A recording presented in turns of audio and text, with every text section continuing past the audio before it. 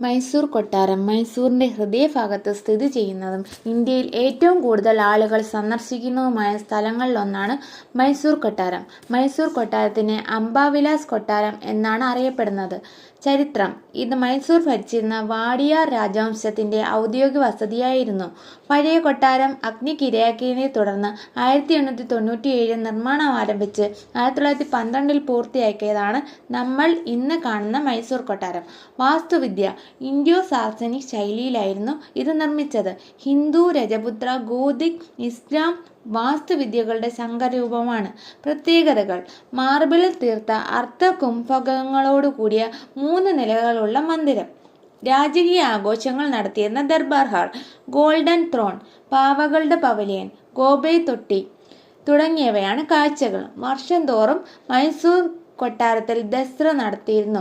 Vrindavan gardens: Mysore നിന്നും ഏകദേശം 12 kilometre അകലെയായി Kaveri നദിക്ക് കുറുകെ നിർമ്മിച്ച കൃഷ്ണരാജസാഗർ അണക്കെട്ടിനോട് ചേർന്ന് സ്ഥിതി ചെയ്യുന്ന ഗാർഡൻസ് ആണ് വൃന്ദാവൻ ഗാർഡൻസ്. രൂപകൽപ്പന: കശ്മീരിലെ ഷാലിമാർ ഗാർഡൻസിൽ നിന്നും പ്രചോദനം ഉൾക്കൊണ്ടാണ് ഈ പൂന്തോട്ടം നിർമ്മിച്ചത്. ഇത് ടെറസ് ഗാർഡൻ ശൈലിയിലാണ് നിർമ്മിച്ചത്.